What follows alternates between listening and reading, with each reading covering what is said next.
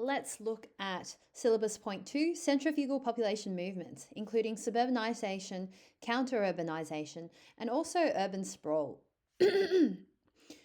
So centrifugal population movement, as you now know, is the outward movement from the city centre to suburban or rural areas. And it includes those 3 different processes. So let's start off with counter-urbanisation. This is the idea where people start to move from the inner city to suburban and rural areas. Essentially, it's the opposite of rural to urban migration, and it's the other way around. Now, the difference between counter-urbanisation and suburbanisation is that urban areas may continue to grow during this process, but it's the surrounding smaller and medium-sized towns are growing at a faster rate than those larger cities. So there may be a declining number of people in the metropolitan areas, or the growth is slowing. So you can see it's also known as deurbanisation and reurbanisation. All right. So some of the reasons this can take place is that migrants may choose to move into the suburbs over the cities. There's also the changing industries. So, for example, the manufacturing industries, such as the car manufacturing industries that have closed down, have led to job losses, more people moving outwards for other job opportunities potentially. And as you can see with rapid technology growth and development, it's led to a lot of people being able to work from home. So there are deindustrialization processes that can lead to counter-urbanization. And same reasons. So suburbanization, the idea is that gentrification is sort of like the balancing factor to suburbanization. It's this idea that the people from the inner city are moving outwards to urban areas, semi-urban or suburban areas. Now, this occurs at a much larger scale than gentrification, although they're considered like the opposing forces. So, suburbanization occurred rapidly post-World War II. Why did it occur? Well, after World War II, this was pretty much the first time that Americans were able to afford their own motor vehicles. This gave them freedom to move away from cities or their places of work. Previously, they were dependent on public transport networks and routes to commute to essential services or their workplaces. But now, with the increased access to cars and being able to afford cars, they could now live further away, which then opened up opportunities for developers to develop in suburban areas. So the United States around the 1950s and Europe in the 1960s experienced rapid suburbanization as a result of car ownership, because it meant that people could drive to wherever they needed to, and therefore the American dream of owning one's own car, as well as a large detached housing or a large property with a large backyard was within reach of people. And additionally, the government of America was able to provide low interest loans to families to build homes in suburban areas, and special grants were provided to soldiers returning from war. There was a large demand for housing post-depression, and so all of this led to the trend of larger houses being built on larger blocks of land in the suburbs.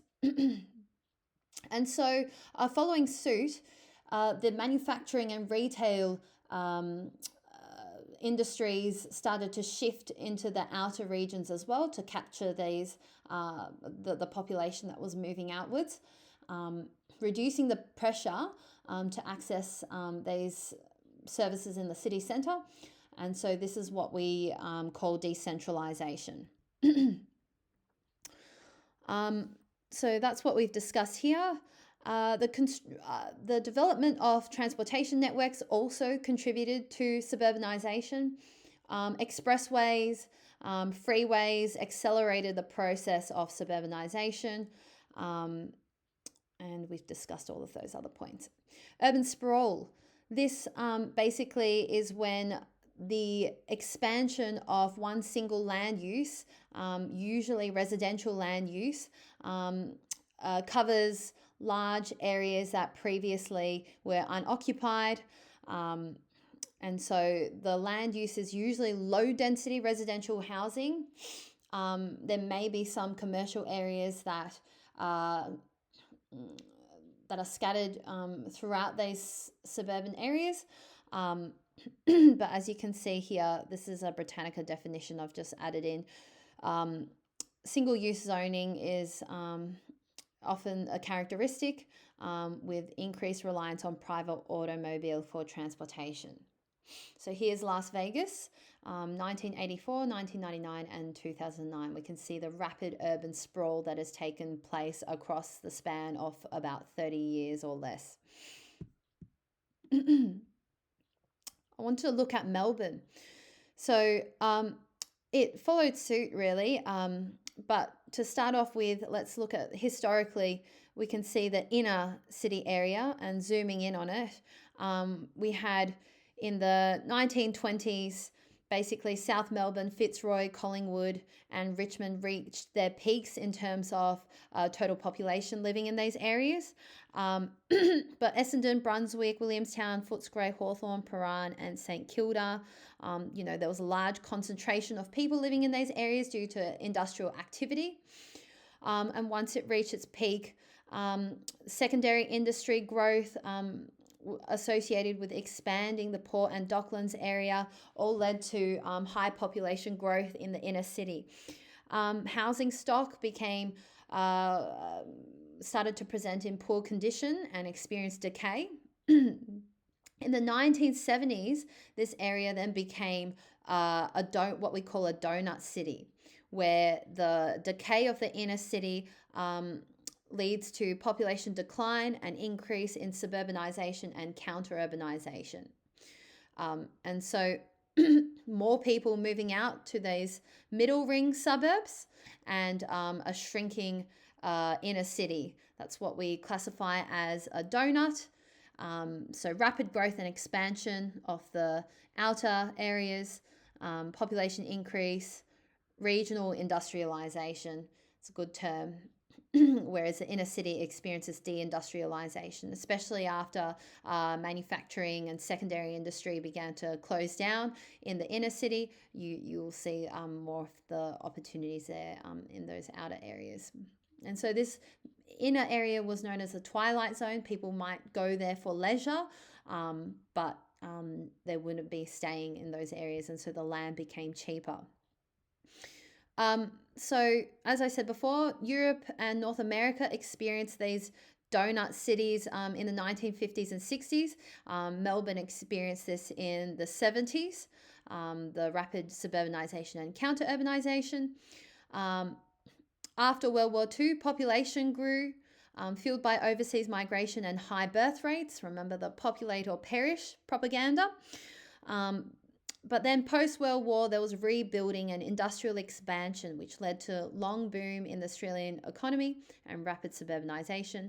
Outer suburbs grew the fastest. Spread of car ownership and the great Australian dream, large houses on blocks in suburbs, that is, fueled the urban expansion. I want to show you how this idealised model of Melbourne's urban structure combines both Burgess's concentric zone model as well as Hoyt's sector model, where we see the growth corridors, which are pretty much in between the green wedges and basically where train lines are supposed to, or public transport or freeways, that sort of thing, are developing. So this is the idea, but combined with the concentric zone model, it's a nice depiction of both models there. So we can see that the inner city although it's declined, it remains a large destination for international migration.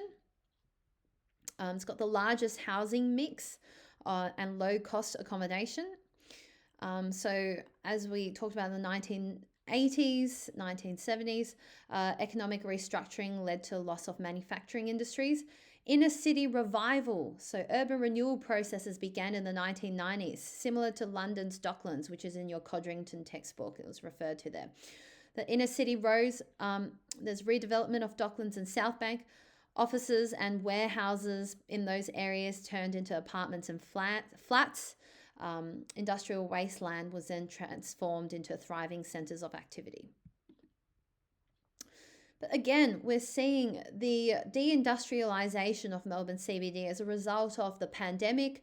Hybrid work became a thing, and so there's less people frequenting the CBD, less demand for residential areas and commercial areas in the CBD as a result, leading to lower maintenance of these urban spaces and urban decay. More workers are now leaving the CBD and inner city residencies and preferring tree change due to hybrid work and to get away from the pollution and traffic congestion. So in these highlighted areas, you can see Wyndham, Melton, Whittlesea, Hume, Mitchell, Casey and Cardinia local government areas are the growth corridors. Also, people moving to Geelong and the Mornington Peninsula as a result of these rapid technological developments that are causing deindustrialisation. So what we expected in terms of population projections have been, rapidly changing, and the population is essentially being redistributed. We're seeing that originally we projected that by 2036, 1.35 million residents were predicted to reside in the inner city. Now it's projected that it's 49,000 people less than that. Whereas we look at the middle ring suburbs, we're going to see 524 more residents. Whereas we've already predicted a 2.09 million growth, add a bit on top of that. But these outer Melbourne, the new growth areas in outer Melbourne are going to increase by at least 20,000 more than what we had originally predicted. So population being redistributed this way just shows Melbourne becoming more of a donut city, and also more suburbanisation and urbanisation occurring as a result, and urban sprawl. Okay. So anything I've missed? The other thing we can talk about is migration. Ethnic hubs can form in different areas. This can lead to what we call positive segregation, where more goods and services that culturally benefit these ethnic groups are developed in those areas to support them. That can occur. And yeah, as we said, advancements in technology are causing the urban developments and population distribution to shift rapidly. Next lesson, we're going to be looking at urban system growth.